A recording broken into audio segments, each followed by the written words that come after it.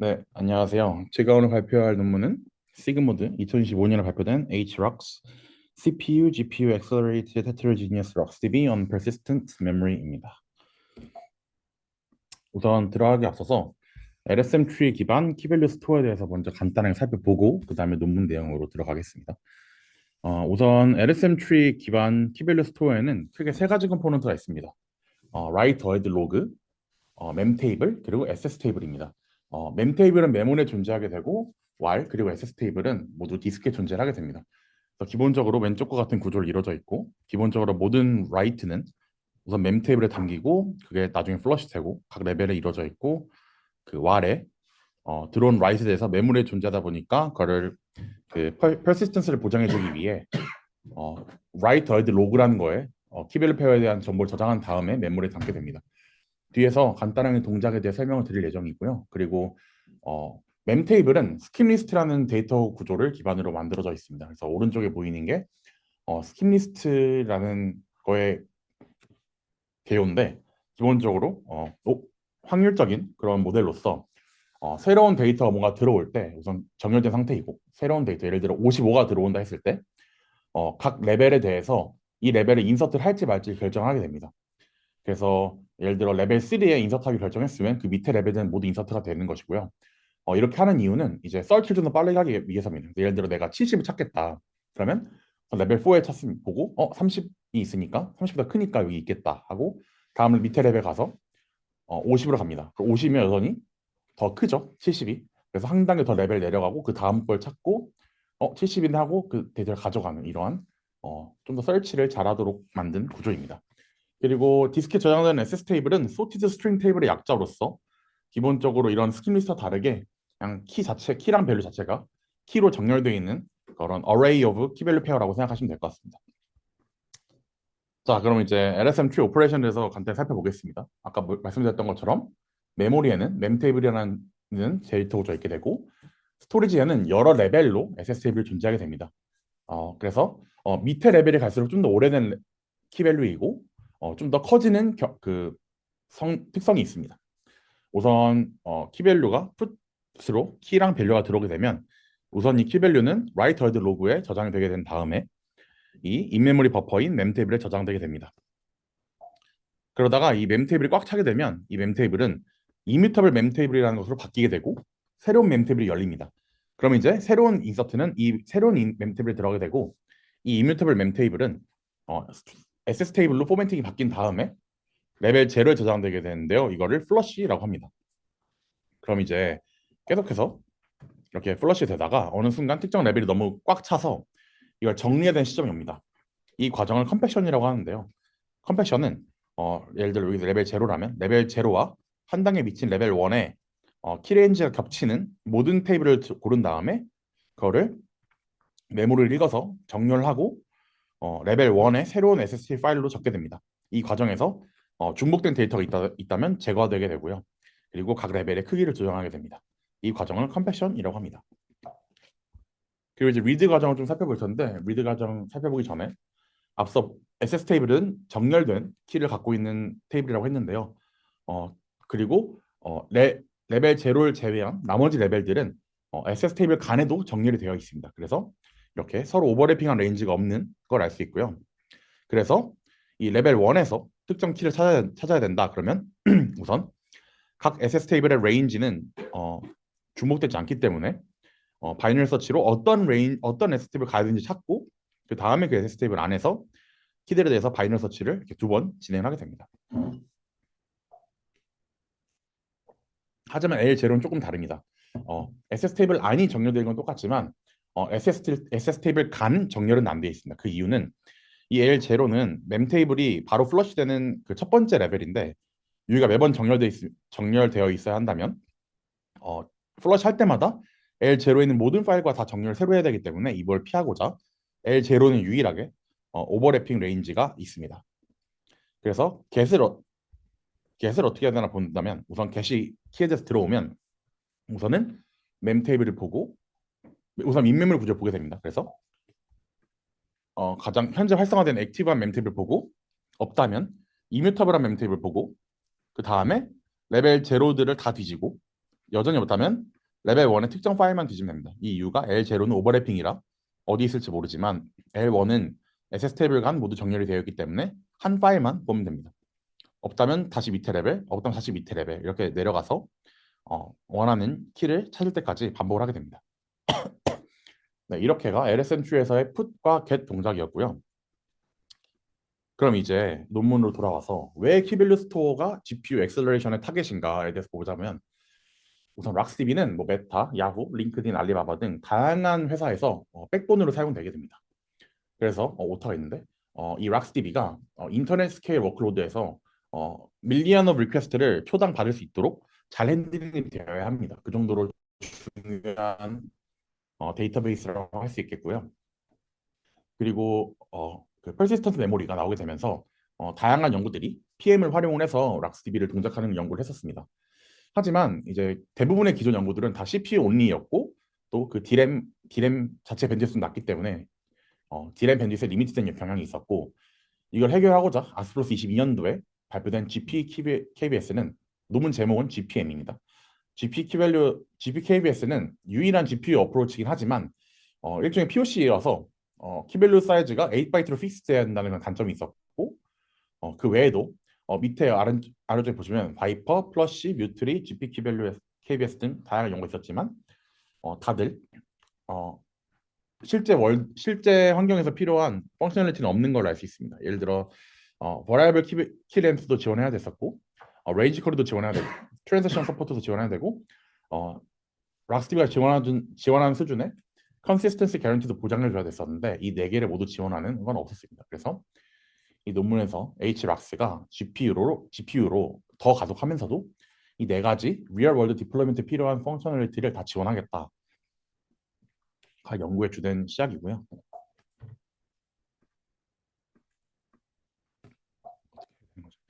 다음으로 모티베이셔널 애널리시스 한번 살펴보겠습니다.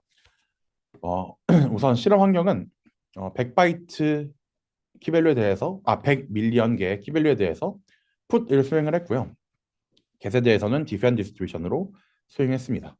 그래서 왼쪽에 put과 오른쪽에 get을 보시면 이제 put을 할 때 키와 밸류 사이즈를 바꿔가면서 실험을 했는데 실험을 해보니까 67에서 84%의 시간이 mem멤테이블에 삽입하는 데 걸렸다고 합니다. 그리고 나머지 16에서 30%는 write ahead 로그에 쓰는 시간이었고 이 LSM3의 백그라운드 작업인 멤테이블을 SSTable 플러시한 작업 그리고 컴패션 이 작업 자체는 1.7%로 매우 적었다고 합니다. 이렇게 낮은 이유는 사실 키밸류 자체가 좀 작았기 때문인데 최근 트렌드 자체가 키밸류의 크기가 매우 작다는 게 가장 업계에서 많이 알려진 사실이기 때문에 이렇게 실험을 하였고요. 그리고 get에 대해서 보면 멤테이블과 블락캐시를 뒤지는 것이 78에서 84% 시간이었다. 그리고 그 나머지가 LSM3를 실질적으로 뒤져서 찾는 시간이었습니다. 이걸 통해서 우선 첫 번째 풋에서 알 수 있던 거는 멤테이블과 왈에 인서트하는 작업 자체가 생각보다 되게 크리티컬하구나. 백그라운드 잡보다는. 그리고 get에서는 실제 LSM3를 뒤지는 것보다 멤테이블과 블락캐시라는 인메모리 컴포넌트를 빠르게 접근하는 게 성능 향상에 도움이 되겠다였습니다. 그래서 내린 결론이 이러한 인메모리 데이터 액세스 같은 경우에는 GPU의 높은 패러렐리즘과 HBM으로 충분히 가속화할 수 있겠다라는 결론이었습니다. 하지만 GPU 엑셀러레이션을 바로 적용하는 게 그렇게 스트레이트 포워드하지 않았는데요. 크게 네 가지 챌린지가 있었습니다. 첫 번째로는 GPU는 심트 엑스큐션을 지원하게 되는데 같은 오퍼레이션을 다른 데이터에 대해서 빠르게 동작해 줄 수 있다는 그 엑스큐션 기법입니다. 근데 실제 그 LSM3 키밸류 스토어에서는 리퀘스트 타입이 매우 믹스돼서 들어옵니다. get도 있고 write도 있게 되고 update도 있게 되고 매우 섞여 있는데 그러면 서로 다른 엑스큐션이다 보니까 이 GPU의 심트 엑스큐션을 온전히 활용할 수 없게 됩니다. 그리고 또 활용하는 와중에도 락스DB의 컨시스턴시 개런티를 보장해줘야 됩니다. 두 번째로 스케일러블 멤테이블 스트럭처인데 앞서 설명드렸던 것처럼 멤테이블은 스캔 리스트로 이루어져 있었습니다. 하지만 이 스캔 리스트는 어떤 데이터를 찾기 위해서 위에서부터 시퀀셜하게 데이터 워크를 해야 되고 또한 이걸 인서트를 할 때 락을 걸어야 했습니다. 그래서 이 또한 GPU의 그런 패럴리즘에 맞지 않았습니다. 세 번째로는 HBM에서 오는 베네핏과 그 오버헤드를 밸런싱 잘 하는 건데요. HBM은 분명 CPU D램보다 빠르고 더 높은 밴드를 제공할 수 있지만 CPU D램보다 작고 그리고 실제 일단 호스트의 뭔가 동작은 CPU를 갔다가 GPU로 오게 되는데 그 CPU와 GPU를 연결해 주는 건 PCI이기 때문에 이 사이를 통한 데이터 무브먼트가 상당히 코스티합니다. 그래서 이걸 고려하면서 가장 HBM을 잘 쓸 방법을 찾아야 되는 것이고요. 마지막으로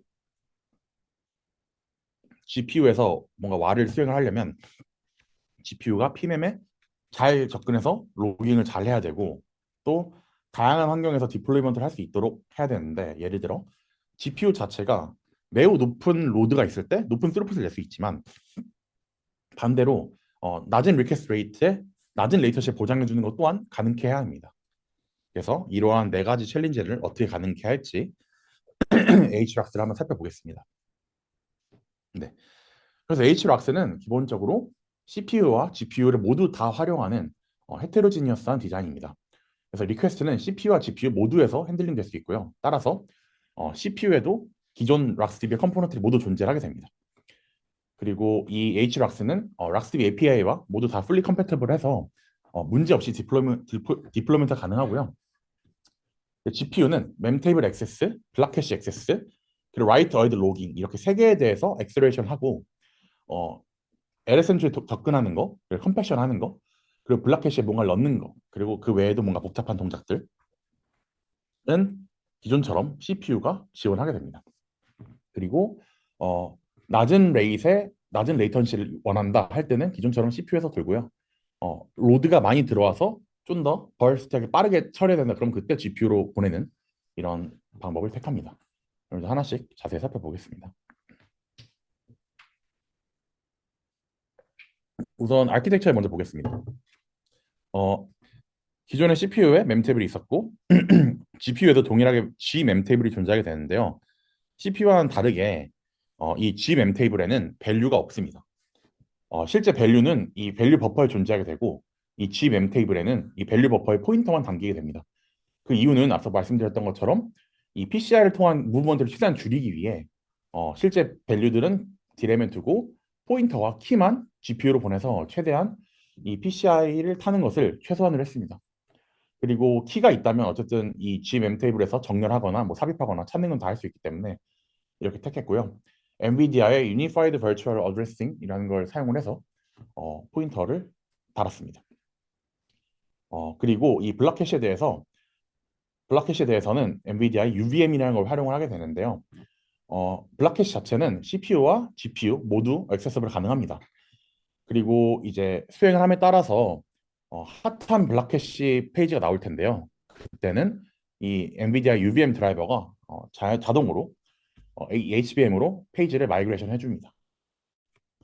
그래서 이렇게 NVIDIA UVA와 UVM 테크놀로지를 활용을 해서 GM 테이블과 블락캐시를 구성을 하고요. 다음으로 이제 로깅에 대해서 왈에 대해서 볼 건데요. 이 왈에 대해서는 앞서 말씀드린 저 GPKBS, GPM이라는 아스플러스 22년에 발표된 논문에서 제한된 GPU Optimized Hierarchical Coalescing Logging이라는 걸 그대로 활용을 합니다.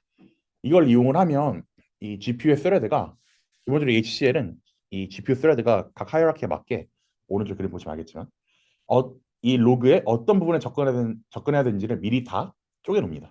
그래서 각 스레드는 해당 로그에 어디에 접근해야 될지에 대해서 유니크한 옵셋을 갖게 됩니다. 따라서 각 스레드는 뭔가 로그 엔트리를 삽입을 할 때 별도의 락킹 없이 바로 데이터를 저장할 수 있게 됩니다. 이렇게 해서 G와를 구성을 했습니다. 그러면 이제 본격적으로 리퀘스트 처리에 대해서 좀 살펴볼 텐데요. 우선 컨커런트하게 엑스큐션 리퀘스트를 이렇게 쭉 들어오게 됩니다. 왼쪽 그림을 보시면 뭐 풋과 get이 여러 개 믹스해서 들어가는데요. 앞서 말씀드렸던 것처럼 이 GPU에 심트 아키텍처를 활용하기 위해서는 같은 타입의 엑스큐션들이 몰려 있어야 됩니다. 따라서 이 HRAX는 같은 타입의 리퀘스트를 묶어놓는 서브 배치라는 것을 만들었습니다. 그래서 각 서브 배치는 크게 세 개로 나뉩니다. 그래서 write 서브 배치, update 서브 배치, read 서브 배치가 있습니다.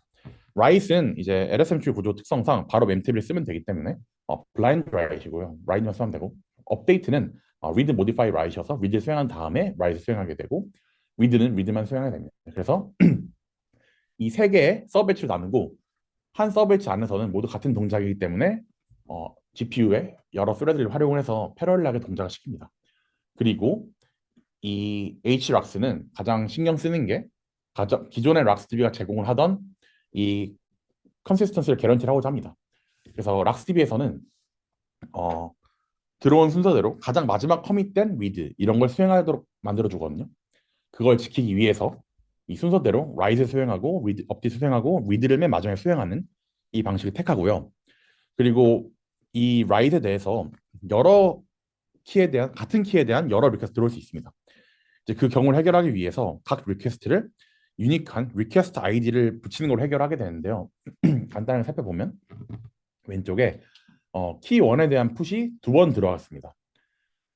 일단 이렇게 스트리임 오브 리퀘스트에 대해서 CPU가 GPU 보내주기 전에 리퀘스트 아이디를 들어온 순서대로 달아주게 됩니다. 그리고 서브 배치를 만들어서 read 서브 배치, write 서브 배치를 만들어서 GPU에 보냅니다. 우선. 그러면 이 write 서브 배치가 우선 수행이 되는데 각 스레드가 write 수행을 할 때 키 1에 대해서 리퀘스트 아이디 1에 대해서 저장하고 키 1, 리퀘스트 아이디 3에 대해서 저장을 하게 되고 이렇게 해서 write 배치를 끝내게 됩니다. write 서브 배치가 끝난 다음에는 read 서브 배치가 발생하게 되는데 이 K1 read get K1은 리퀘스트 아이디가 2입니다. 따라서 리퀘스트 아이디 1에서 저장된 밸류를 V1을 가져가게 되고 리퀘스트 아이디가 4였던 K1 get은 리퀘스트 아이디가 3인 K1 V1, V2를 가져가게 됩니다. 이렇게 어라이벌 오더에 따른 리퀘스트 아이디를 부여함으로써 그리고 모든 버전의 키밸류를 이 배치가 끝날 때까지 보관함으로써 컨커런트하게 동작을 하면서도 컨시스턴스를 보장해주기 위해 노력을 합니다. 다음으로 멤테이블에 대해서 간단하게 살펴볼 텐데요. 아까 말씀드렸던 것처럼 스킵 리스트는 락킹이 필요해서 스케일업을 하지 않게 됩니다. GPU에서. 그래서 이 HROX는 그냥 G 멤테이블을 그냥 소티드 키 테이블로 보관하게 됩니다. 근데 이걸 이제 또 패러럴하기 위해 어떻게 하냐면 일단 키별 라이트 배치나 업데이트 배치가 들어오게 되면 우선 그거를 다 정렬을 합니다.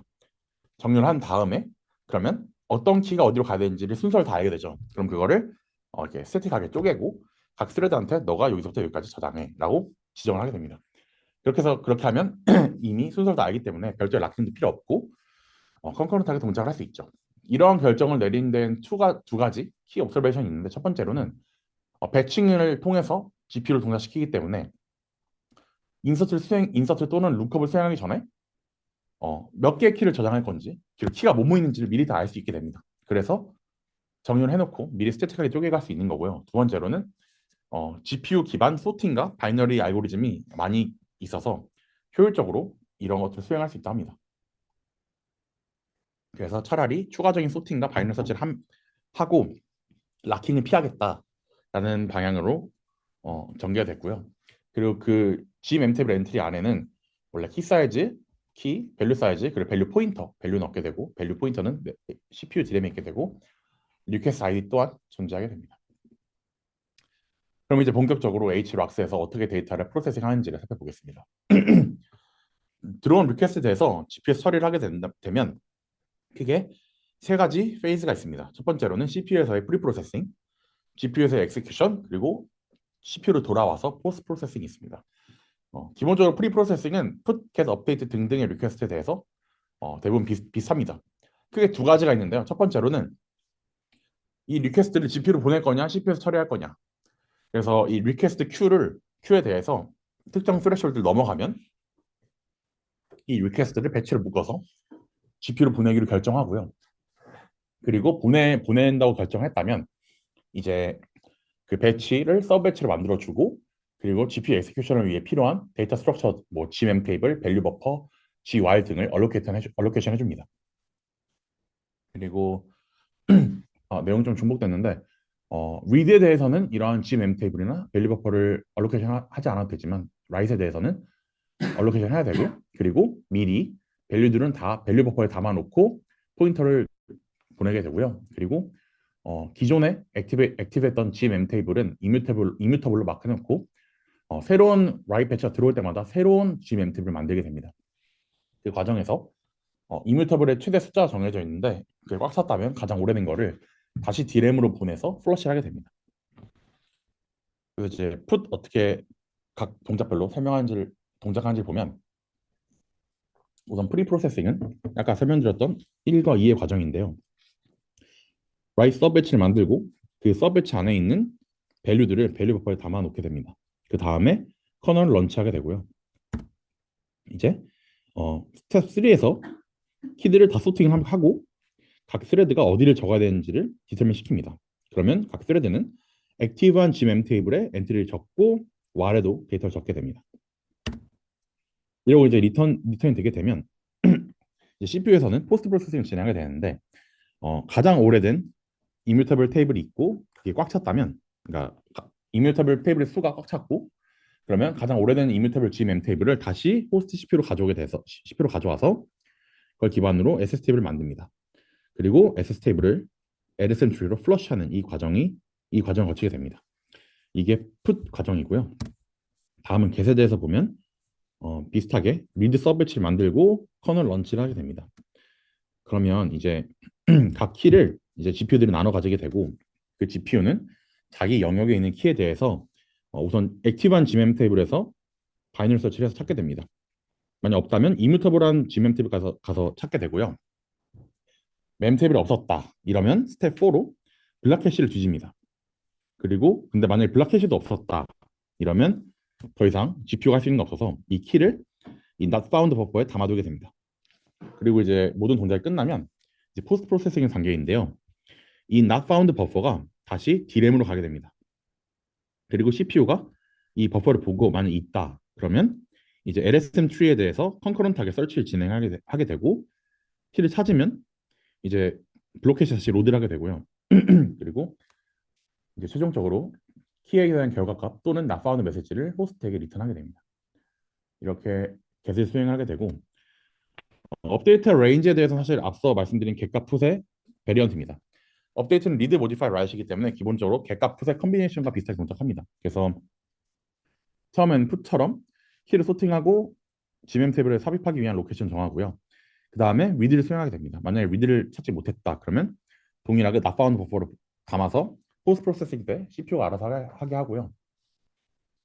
레인지 커리는 결국 get과 비슷한데 이제 range, begin key, end key API가 있게 돼서 이 begin key, end key에 대해서 이 GPU가 최대한 찾고 그걸 다시 호스트에게 보내면 호스트는 포스트 프로세싱 때 아직 LSM 트리에 있는 그 LSM 트리에 있고 그 키 레인지에 들어있는 키들이 있을 수 있기 때문에 그 부분에 대해서 다시 CPU가 처리를 하게 해줍니다. 마지막으로 이 HROX가 RocksDB의 컨시스턴시 개런티를 어떻게 똑같이 보장하는가에 대해서 보자면 우선 기본적으로 RocksDB는 get에 대해서는 가장 마지막으로 커밋된 라이트의 밸류를 갖게 되고 업데이트 또한 가장 마지막 밸류를 모디파이하게 됩니다. 근데 이제 HROX는 CPU에서도 동작할 수 있고 GPU에서도 동작할 수 있게 되잖아요. 그러다 보니까 예를 들어 CPU 멤 테이블에 담긴 리퀘스트가 밸류에 대해서 그 다음번에 read 리퀘스트는 GPU에서 동작한다면 이제 컨시스턴스하지 않은 밸류를 찾게 됩니다. 이걸 보장하기 위해서 아래 그림처럼 기존에 배치 n이 GPU에서 동작을 했다. 근데 다음번 배치는 CPU에서 동작하기로 결정했다. 그렇다면 CPU에서 동작하기 전에 미리 GPU에 있던 모든 데이터를 다 LSMQ에 플러시한 다음에 CPU에서 동작을 하게 됩니다. 이거는 반대 경우도 마찬가지입니다. 그래서 이런 그 GPU to CPU 또는 CPU to GPU로 모드가 바뀔 때 오버헤드가 존재하게 됩니다. 그리고 저자들이 이 경우에 대해서 다양한 실험을 해서 데이터가 일반 락스DB와 동일한 결과를 리턴했다는 걸 보장을 했다는 걸 확인했습니다. 네, 이제 이밸리에이션 쪽 살펴보겠습니다. 기본적으로 서버는 PCI Gen 3 서버고 인텔 옵테인 PM을 사용을 했습니다. 그리고 HROX를 기존의 옵테인 기반 키밸류 스토어인 바이퍼, 플러시, 뮤트리 그리고 옵테인 기반이면서 GPU를 사용했던 GP, KBS 그리고 일반 락스DB와 비교를 합니다. 저자의 말에 따르면 락스DB의 공식 튜닝 가이드를 이용해서 멤 테이블을 512메가로 늘리고 이뮤터블한 mem테이블을 5개가 있을 수 했다고 합니다. 이 말인즉슨 mem테이블 이뮤터블한 게 5개 꽉 차야 하나가 SS 테이블로 플러시가 되는 겁니다. 워크로드에 대해서는 그냥 신테틱하게 request arrival rate에 바꿔가면서 sustain throughput을 쟀고 또 YCSB도 사용을 했습니다. 우선 마이크로 벤치마크를 먼저 살펴보겠습니다. 키밸류 스토어를 A 바이트 키, A 바이트 밸류를 이용을 해서 그리고 100 밀리언 키밸류 페어를 삽입을 해서 로드를 시켜놨고요. HRAX, 바이퍼 플러시, 락스DB, 뮤트리, GPKBS 다 실험을 했습니다. 전반적으로 우선 put, get, update 모두 HRAX가 가장 좋은 성능을 보였습니다. 우선 풋에서 주된 이유는 예를 들어 GPU를 쓰기 때문에 HBM에 존재하는 GMM 테이블을 빠르게 그리고 락 프리하게 패러렐하게 접근할 수 있었고 그 데이터를 HBM에 같이 두는 게 아니라 호스트 D램에 둠으로써 데이터 무브먼트를 최소화하는 것에 따른 이득을 얻을 수 있었습니다. 실제로 다른 애들은 GPU를 안 쓰지만 동일하게 GPU를 쓰는 GPKBS와 비교를 해보면 이 GPKBS의 경우에는 모든 라이트이 그 PCI를 통해서 결국 PMM에 다시 전송이 돼야 됐다고 합니다. 그래서 더 낮은 성능을 보였고 또 PMM에 해시맵을 둬서 HBM을 온전히 활용을 잘 하지 못했다고 합니다. 그리고 겟에 대해서는 이 GPKBS는 모든 겟이 결국에는 PMM을 들려야 해서 성능이 낮게 나왔고 가장 잘 나온 바이퍼의 경우 바이퍼도 인메모리 인덱스를 통해서 컨커런트하게 룩업을 하지만 키밸류 페어를 가져오려면 결국 PMM에 접근해야 돼서 더 이 HRAX가 좋은 성능을 냈다라고 하고요. 다음으로는 HRAX의 다양한 비헤비어를 살펴보기 위해서 키밸류 페어의 크기를 바꿔보면서 실험을 했고 또 밸류 포인터의 장점을 보기 위해 밸류 포인터를 쓸 때와 아닐 때를 비교를 했습니다. 우선 키밸류 페어를 바꿔보면서 실험한 경우를 보면 키밸류 크기가 커짐에 따라서는 모든 키밸류 스토어들이 성능이 저하됩니다. 하지만 이제 HRAX가 항상 성능이 좋게 나오고요. 여기서 이 바이퍼가 성능이 점점 더 리니어하게 감소한 이유는 이제 PMM의 한정된 밴드위스 때문이라고 하게 됩니다. 그리고 밸류 포인터 사용 유무에 따른 성능을 보면 우선 기본적으로 HRAX가 밸류가 있을 때 밸류 크기가 커짐에 따라서 성능이 더 급격히 감소하게 되는데 그 이유는 이 밸류가 매번 PCI를 타야 돼서이고요. 그리고 왼쪽은 read 50, write 50, 오른쪽은 read 90, write 10인데요.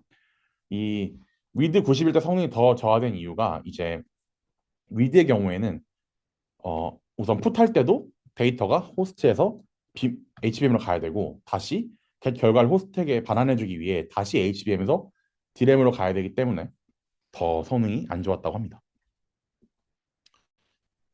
그리고 다음으로는 이제 YCSB 벤치마크 결과를 보겠습니다. 키 사이즈는 16바이트, 밸류 사이즈는 100바이트로 고정을 했고 100밀리언 키밸류 페어를 인서트했습니다. 앞서 말씀드렸던 것처럼 GPKBS는 8바이트 키, 8바이트 밸류밖에 지원하지 못했기 때문에 실험에서 제외되었고요. 우선 기본적으로 HRAX 다음으로 가장 잘한 건 바이퍼인데 바이퍼 대비 YCSBA에서 4.33배, B에서 3.37배, C에서 4.38배, D에서 3.85배 더 높은 성능을 보였습니다. 라이트 인텐시브 워크로드냐 리드 인텐시브 워크로드냐에 따라서 성능 개선 이유가 조금 다른데요. 우선 라이트 인텐시브 워크로드에서는 GMM 테이블과 와레에서 뭔가 이 GPU 기반 가속화된 인서션을 매우 잘해서 성능이 더 많이 개선되었고 리드 인텐시브 워크로드에서는 GMM 테이블과 블락캐시에 대한 GPU 액셀러레이트 룩업도 있었지만 이제 그 인메모리 스트럭처 없는 경우 에르센트리에 찾아야 됐는데 이 HRAX가 코드를 좀 수정을 해서 에르센트리 룩업도 많은 CPU 셀들을 이용을 해서 컨커런트하게 찾도록 수정을 했습니다. 그래서 그 부분에 대해서 더 성능 향상이 있었다고 합니다. 마지막으로 코스트 대비 퍼포먼스 어널리시스를 보겠습니다. 사실 저도 논문 읽으면서 그렇고 여러분도 아마 발표를 들으시면서 GPU를 쓰는 게 맞나? 더 비싼 장비를 어쨌든 추가로 쓰는 건데 에 대한 답변을 해결하기 위해서 이 저자들이 파운데이션 DB라는 걸 이용을 해서 실험을 했습니다. 이 파운데이션 DB는 유명한 그 디서그리게이티드 키밸류 스토어인데요. 이제 이 파운데이션 DB를 이 서버가 4소켓짜리 서버거든요. 그 서버에 파운데이션 DB를 여러 인스턴스를 띄우게 됩니다.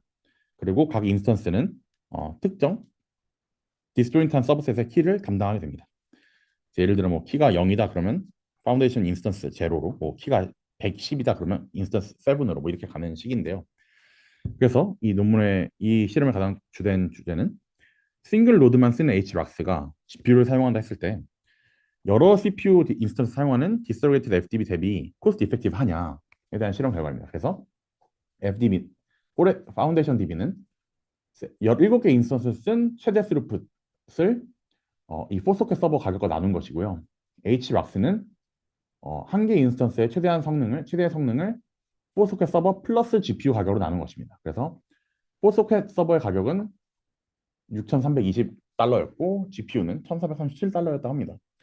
그래서 아래쪽에 그림을 보시면 이제 operations per sec per 달러인데 전반적으로 HROX가 파운데이션 DB 대비 48배에서 85배 높은 달러 대비 성능을 보였다고 합니다. 그래서 GPU를 써도 됐다. 또 저자들은 우리 GPU가 되게 좋은 GPU가 아니라 뭐 커머셜한 그레이드의 GPU였다라고 얘기를 합니다.